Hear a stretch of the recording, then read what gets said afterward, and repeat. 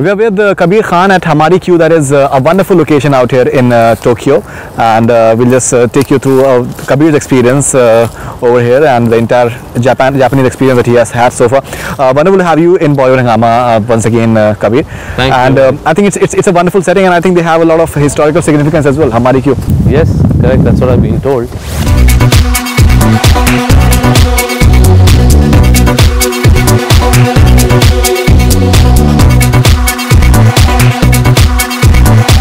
And actually we've had a bit of a whirlwind tour around Japan promoting Ekta Tiger. So we've already been to Osaka, Kyoto, Kobe and now Tokyo, visiting a lot of locations and speaking to a lot of media people.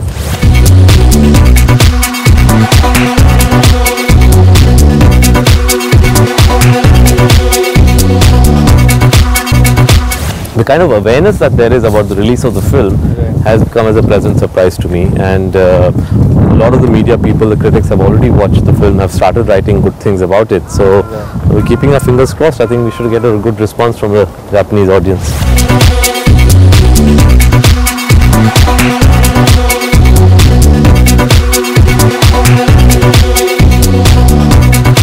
In fact, before we move further, we have to speak about Kobe beef, because that is the highest priority as far as Kabir Khan is concerned. So tell us more about Kobe beef and its significance, and what it can have for a lot of people in India who may be interested in Kobe beef, and why they should be interested in Kobe beef. Well, I mean, Kobe beef is one of the super specialities of Japan, and it's sort of known the world over. And so when we went to Kobe, we said that we have to have it. And apparently, you know, for the beef, they are fed green apples. The cows are fed green apples, made to drink beer and made to sit on pillows and listen to music all day. The point being that there should be no stress in their lives, so that their meat remains sort of, you know, tender and supple. So we wanted to try this super speciality of Japan, and I must say it really melts in your mouth.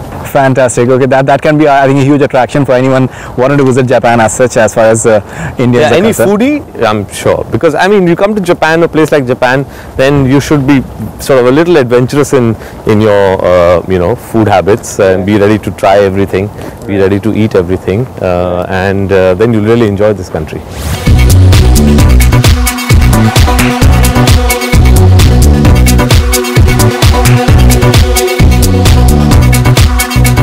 Okay, and one more interesting thing that Kabir shared with us yesterday was about Tom Cruise shooting for The Last Samurai in Japan, and that he specifically stayed in Kobe because he wanted to just feast on the Kobe beef, in fact. So I think that shows the popularity of Kobe beef as well. In fact, Tom Cruise has a contract, has a clause in his contract that says that he must be accommodated in a hotel which is not more than 1 hour from the location. But he insisted in Japan that he wants to stay in Kobe because he wanted to eat Kobe beef every day. So because of that, they had to hire a helicopter, so that after sort of eating his Kobe beef, he would be flown to the location, which was otherwise more than an hour's drive away. I think Kyoto, you had a wonderful experience because of the entire heritage element, that it still has that old world charm. Yeah.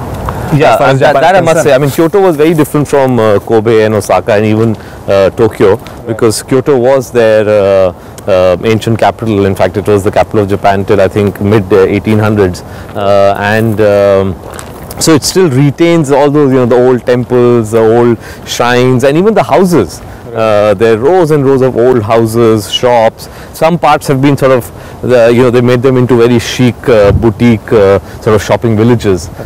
So it's a very interesting city. It's very different from the other cities that we've traveled to in Japan. And in fact, if one was to shoot a film, I would really sort of try and set something up in Kyoto if I was to shoot in Japan.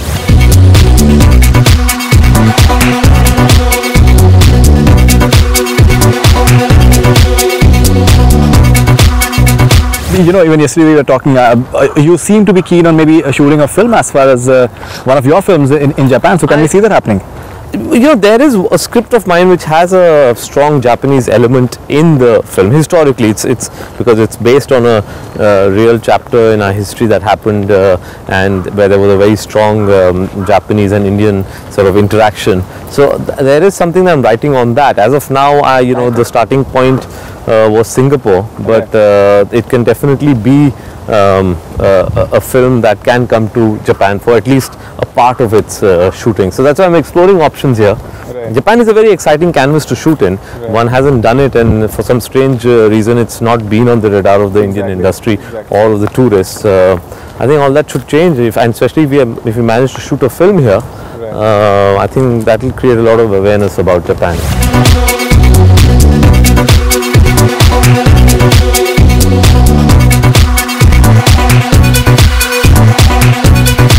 In fact, the Indian ambassador to Japan yesterday, she was saying that the number of tourists, Indian tourists who travel all over the world, and the number of that which comes to Japan is very, very minuscule. And somewhere maybe I think something ought to be done considering that the kind of potential that they have. Kabir Khan is an interesting filmmaker, primarily because he's a documentary filmmaker as well. He has been a freelance camera person as well. And somewhere you've traveled, I think you were saying yesterday that you've traveled around 60 countries in the world. In that context, I think it becomes a bit of a different thing when you're traveling to maybe a place like Japan or wherever when you're traveling. What is it that you're looking for? Because you seem to be like a traveler. You have no hang-ups about eating anything in terms of food. I had a tough time yesterday night because I'm a very, very typical, very boring eater as far as Indian eater actually. I can't do without my rotis and all that stuff. But you enjoy that, and I think for a traveler that's important. That's very important. I think being a little adventurous in your eating styles and habits is very important if you want to travel the world, because I honestly believe that half the pleasure or half the experience of going to a country comes from its food. Once you eat what the locals eat, you really begin to understand what's happening over there. So yeah, in that sense, I think very early on in my career, when I was shooting in places like China and Tibet and staying in villages of China and Tibet for months, I completely stopped asking what's on the plate. I just ate what was given to me, and as a result of which now I think I've ended up eating anything that moves or doesn't move.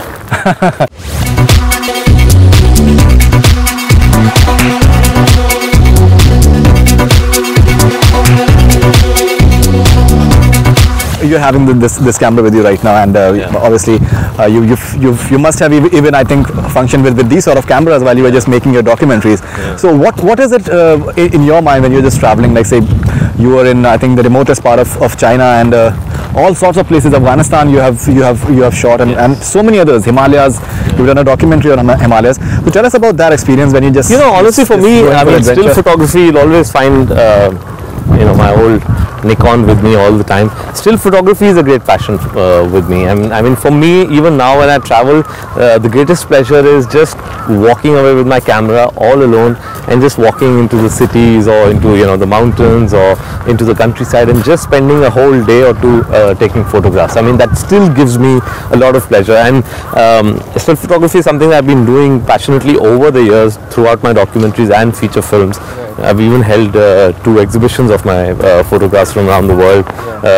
And for me, it's like let people go and buy souvenirs when they go to countries. For me, if I get that one shot which I feel can make it to my next exhibition, I can't tell you the kind of happiness it gives me. For me, that's the souvenir.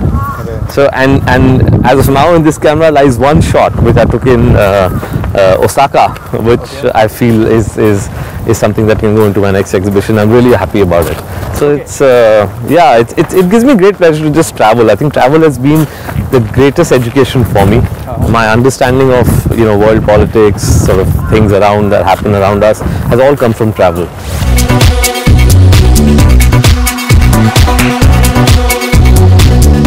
I'm sure that you must be having a lot of video footage as well of all the travel that you've done and all the documentaries.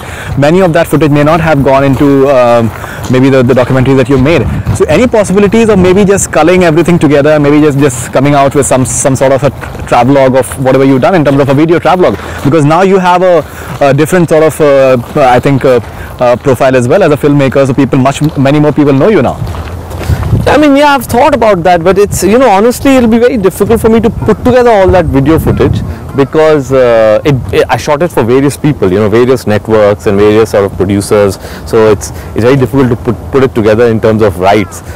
But my still photographs are mine.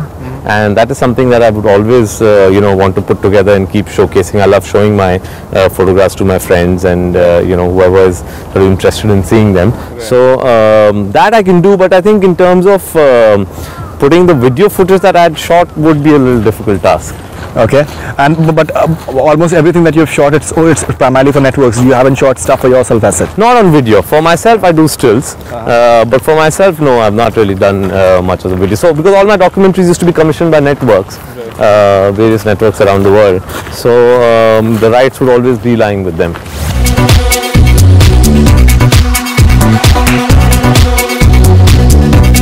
New York, many people said that Kurbaan was totally inspired by New York, and many of the things that happened in Kurbaan were almost identical to what had happened in New York.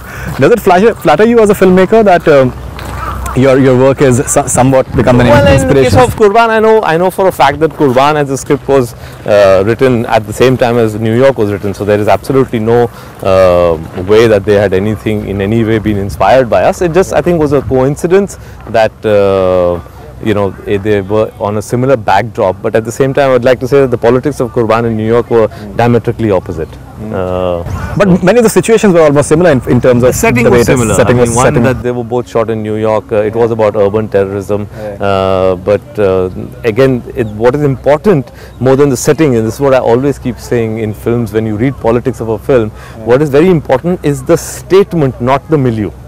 So in Kurbaan there was a completely different statement being made. In New York there was a diametrically different opposite statement being made, even though they were set in the same sort of context. Right. So I think that is what we need to recognize when we're reading the politics of. I think you've done some very interesting work as far as Afghanistan is concerned, and which must have been very risky as well.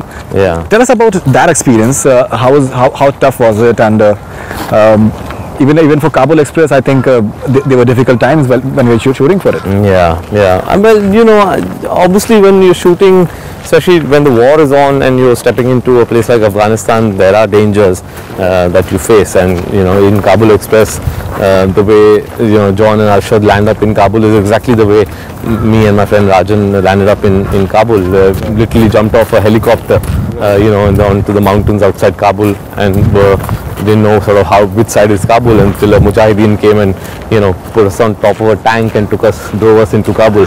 So the dangers are there because the bombing. And you actually told them about Amitabh Bachchan and Amir Khan. And actually it's very strange, Faridoon. In Kabul Express, the scene is that we land, that John and Arshad have landed, and this Mujahideen comes up to them, and the moment they say Hindustan, Hindustan, he says Amitabh Bachchan, and they form this bond. In my case, when Rajan and I jumped onto that mountain from the helicopter, this Mujahideen came, who was probably 6 feet 3 inches by 3 feet, and very menacing looking, and we started saying, Hindustan, we're from Hindustan, and he started singing a song. He sang Mere Sapno Ki Rani. Okay. And when I first wrote that scene, I wrote it as it happened to me, and some of my friends read it and they said, what a ridiculous scene this is. I said, why? They said, it just sounds so illogical and it can never happen. But I said, this is the way it happened with me. Okay. They said, no, it'll never fly with the audience. So it's just one of those cases that works. Fact is even stranger than brings in a bit of a humor element into the entire situation. So then at that time I mellowed it down and made it into, him talking about Amitabh Bachchan. But they are crazy about our films, and that's something which is constant all the time. You also, as you said, that your understanding of the political situation in the various part of the country and various part of the world as well. How do you deal with that situation, considering that you're a Muslim yourself, and when you must have shot in Afghanistan, even for the documentary, even for the film, how is it that you deal with it in terms of that? How can you be so? How will you be objective about it? You're not being maybe a bit biased about it or partisan about it. I'll tell you honestly, Faridoon, there is no such thing as objective filmmaking. So I have long ago gotten rid of that burden for myself. I try and present whatever I present in my films in a sort of non-biased way, in a certain sort of a way where it's balanced by a countering perspective also. But to say that it's totally objective, I think is rubbish, because we all have certain inbuilt prejudices, biases, and if not biases, a certain perspective on issues, right? And that will always come out as a filmmaker. And in features, I think it should also come out. I have a certain ideological stand on issues, and that should come out in my films. So I don't really go for trying to be very objective about things. I will try and show a counterpoint. I will try and present a sort of contradictory perspective from another angle. But at the end of the day, if I'm making a film, it will always reflect my perspective. 100 years of cinema, what is your take as such? How has Indian cinema cinema they have made a progress, and are they really making an impact as far as the world context is concerned? I think, yeah, of course. I mean, it's a great time to be, making films when our industry has, completed 100 years. It just, feels nice.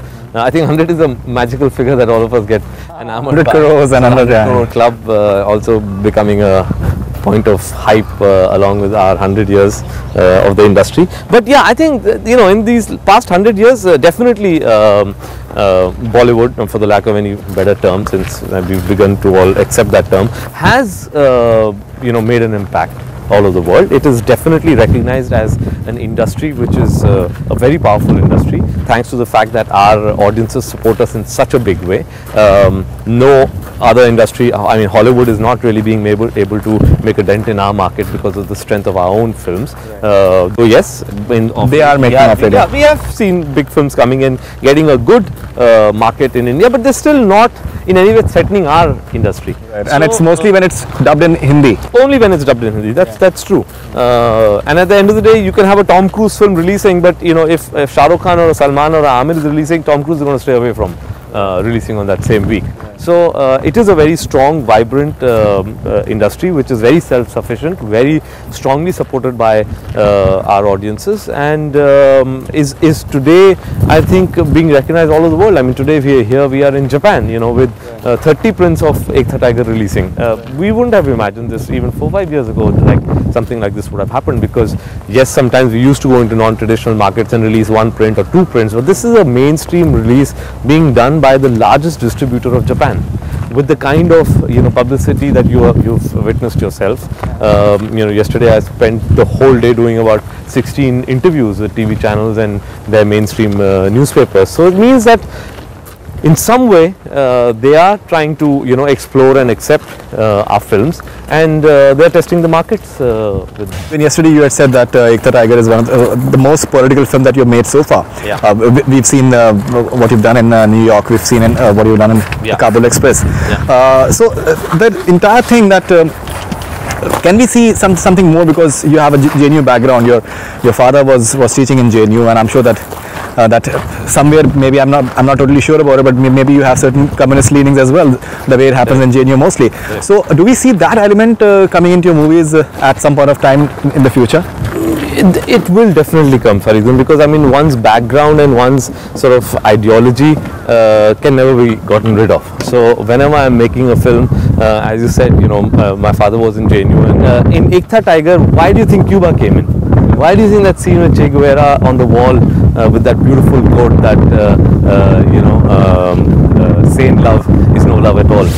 All that will always come. Even my take on America's role in Afghanistan, my take on the illegal detentions that took place post 9/11, all that in a way is a reflection of my ideology, and will always be there. Depends on story to story. There are certain stories which I will deal with in a overtly political manner, in a way like New York.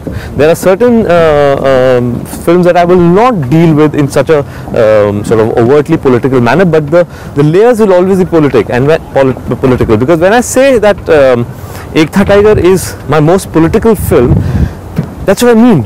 Politics or doing a film which is political is not about showing politics. It's about what you're saying. And the statement that we made in Ek Tha Tiger is by far the strongest political statement of all my films. It's not shot in the milieu of politics or easily recognizable political milieu, like say a Kabul Express shot in the middle of Afghanistan while the war was on. It might be shot on the streets of Cuba and Dublin and Turkey, but the statement is the most political and the most contentious of them all. At the end of the day, what am I saying? I'm saying there is nothing greater than love, and most of the time we are all sort of victims of stereotypes, victims of propaganda that governments propagate, due to which we think that everything and anybody out on the other side of the border is an enemy. And what happens when you fall in love with a person when you don't know that the person is from across the border, and suddenly when you get to know, will you just fall out of love? When you're saying about the entire political aspect and the leanings and all that stuff, but taking Ek Tha Tiger forward, you're talking about say intelligence agencies and all that stuff. So do you personally feel that maybe like Muslims, they can ever be just trusted enough to just be given the highest post as far as, or whatever, in the intelligence agencies as such, because that has always been there. Recently we've had intelligence, I think it was CBI or something, that I think Muslim was nominated for the highest post, and obviously there were issues being raised, and it was said that why it has not happened so far. It's sad that we have to reach a state in our country where, because a person is from a certain religious backdrop, he or she cannot be trusted. And it same happened with Sikhs at a point of time. Yeah, I mean, this is not a very well-known fact. I mean, there's a film lying in this fact itself, that there's not a single Muslim recruited in RAW. Exactly. Not a single Muslim in RAW. Exactly. Right? So, I mean, I just feel that it's a shame. It's a shame for a country like ours, which is on paper a secular democratic country, to not, you know, to have any sort of recruitment done on the basis of religion. So yes, I mean, when you say myself as a Muslim living in India, I have personally never faced any prejudices. Right. I think I've been in a way very privileged, but at the end of the day, you know, we are compared to rest of the people in a bit of a privileged situation. So it's you know, just because one has not faced prejudices does not mean that prejudices are not happening. They are happening, and we should recognize them. And only after you recognize them will you be able to do something about it. You know, you can't take the ostrich approach and say, oh no, this is not happening. Because I remember a lot of people, when that whole issue had come up about young Muslim boys not being given houses in Bombay, said no, this is all rubbish. It's just, you know, don't become overreact. It doesn't happen like that. But that's not true. It does happen. It does happen. Of course, the ghettoization is there. To me today, because today I'm a well-known filmmaker, and they might want me to be a part of their society. But if I was not, they might not give me a house. Let's face it. So, and let's not shy away from it. There are certain sections in our city. We still have societies which want only people from one certain, not only one community, but from one state to be living there. Absolutely. They don't give people flats if they're non-vegetarians. Exactly. So this is a sad state of affairs. We should recognize it, and only then can we do something about it. I wanted to ask you about the camera work that you do in your movies, be it Kabul Express, be it New York, as well as I think Ek Tha Tiger, the camera work was outstanding. The way you just the granular effect, and even a lot of shots, in fact, they were very interesting. And you being a camera person yourself, I think you take a lot of care as far as just ensuring that aspect is taken care of. True. Tell us about that aspect of it, and taking the 100 years of Indian cinema into account. As I said, you know, still photography has been a passion with me. I've been a trained cinematographer who shot all my documentaries myself. I'm very anal about my visuals, and I take great care in setting up my visuals and, you know, my compositions and lighting. So, and I've been lucky that I've worked with you know, two DOPs, Anshuman Mahalle and Asim Mishra, who were my juniors in film school. Right. So therefore they share the same sort of aesthetics and sensibilities. Right. And so we've always been able to work in a collaborative manner and you know, shoot the films that the way we want to, because, you know, it is a visual medium, and I strongly feel that, you know, certain dynamic visuals say much more than, say, what dialogues will say, or just you know, music would say. So therefore it's always excites me to go to new locations and sort of, you know, shoot it in a nice dynamic manner. What has been your inspirations as far as filmmakers is concerned, and even I think camera work as well? Are you inspired by like a Guru Dutt, or the way they took their shots, or Raj Kapoor? I've never really been a follower of a certain individual. For me, films work. So which are the films that have worked for you? Oh, it's like almost impossible to say, but like when you say Guru Dutt, the sheer sort of magic of his frames, the lighting that he used to use. Of course, I mean, the charm of black and white is completely something that, you know, we've all really enjoyed. So, but his visuals, his storytelling, the politics of his film was just something which was so strong and so compelling, and that's what I like. You know, Raj Kapoor, the politics of his films. Yashji in the 60s was doing films which are so political. So that's when I say political, for me, Lage Raho Munna Bhai is one of the most political films. Right. You know, so it's about the statement that's being made, not about the way it's being shown. Because what I really enjoy is the fact that, you know, when filmmakers, Mani Ratnam, one of my favorite filmmakers, again always has a strong political backdrop to his human stories. I enjoy watching those kind of films rather than watching, you know, a love story which doesn't really have a social context, political context, space context. You know, I'm not saying that they're not entertaining, but somehow I feel, you know, I can't bite into those films if I don't know the context of the characters, because for me it's very important to know what is the backdrop of these characters and why are they behaving the way that they are behaving. So I guess, yeah, these are some of the filmmakers that I've really enjoyed watching and in some way have been influenced. Of course, as a child I grew up watching a lot of world cinema because my mother was a huge cinema buff. And to be honest, when I was a kid and I used to watch, you know, Truffaut and Godard and Fellini, I used to be so bored I used to go to sleep. But later on, slowly sort of one developed a taste for them, and then later in film school also one, you know, studied the works of these masters. Of course, Kurosawa from Japan is also somebody whose films we've all seen. So there were varied influences, but I've never really followed any one individual. I've just taken to films and enjoyed them, and then sort of not necessarily followed that individual's work before or after that film.